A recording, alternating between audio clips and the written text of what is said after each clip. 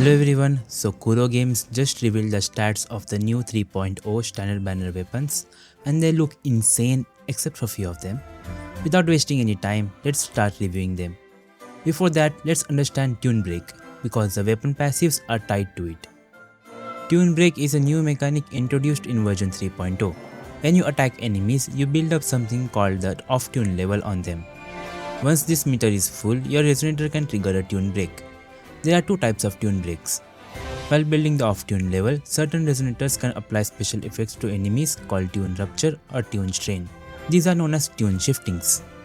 Depending on which shifting is applied to the enemy, other resonators can react to it and deal tune ruptured interfere or tune strain interfere damage. Line can apply either type of tune shifting and both Line and Morne can respond to both shiftings. For most of these weapons, their buffs are activated when you deal damage on enemies affected with tune strain interfered. Now let's move to the weapons, starting with the sword. The sword has a pretty high base attack of 587 with 38.8% energy regen as its secondary stat.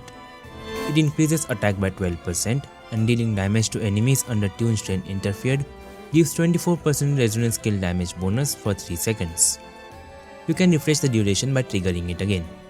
The weapon does look underwhelming, which is understandable cause the old standard banner sword Emerald of Genesis is already so good and versatile, but this weapon has its usage. It can be used on Brand.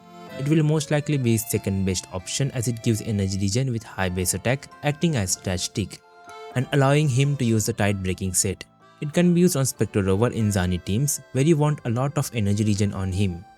And not to forget, this weapon might be meant for future characters as it is dependent on the new tune break mechanic. Next we have Broadblade Radiance Cleaver, which is really good. It has a high base attack of 587 and 48.6% crit damage as its secondary stat. This alone makes it really good and way better than the Lustrous Razor. From its passive, it increases attack by 12% and dealing damage to enemies under the tune strain interfered, it gives 24% liberation damage bonus for 3 seconds. And the duration is refreshed on triggering it again. Now this is an insane weapon for all characters, but the best ones to use it are Lupa, Chisa and Calcaro as they deal resonance liberation damage.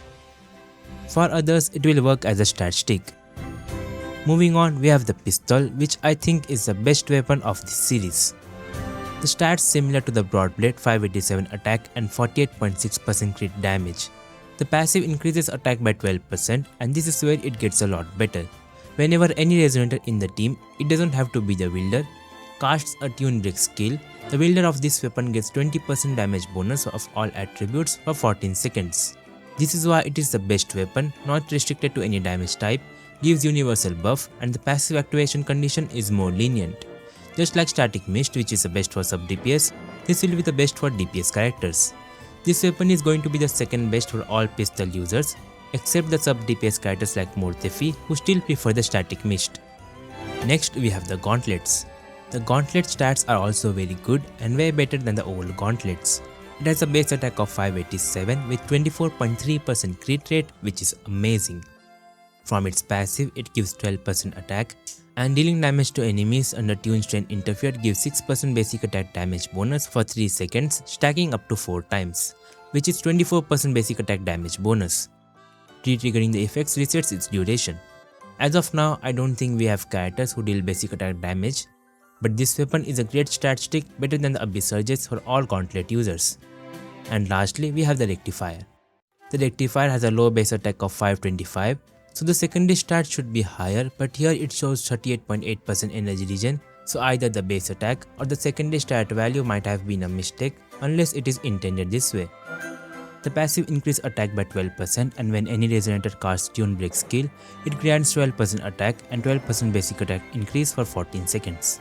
The Cosmic Ripples will still be better as a stat stick, but this weapon can be better if you are lacking energy regen on some energy hungry characters like Cantarella, who also benefits from the basic attack damage buff. Most of the weapons are tied to the tune strain interfere effect, which I believe can only be triggered by Line as of now, except for few of them like the pistol and the Rectifier. These weapons seem to be designed with Lahairoi characters in mind. They have a very high potential for future Lahairoi characters that might be able to trigger the tune strain status consistently. And for the pull priority, the one that is highest priority should be dependent on your account and characters. But in general, the best weapon will be the pistol, usable on any DPS, universal buffs, and easiest to trigger, followed by either the Broadblade or Gauntlets depending on your characters. I'm placing the Broadblade higher as it is more compatible with the existing characters, unlike the Gauntlets as they are close to no basic attack damage dealers. And on the last, I will put the Sword and the Rectifier as they are quite niche due to the energy regen stats. Which weapon are you going to pull first? Let me know in the comments. And that was all for this video. I hope you guys found it helpful. Join my Discord server to hang out with other Wuwa players and giveaways.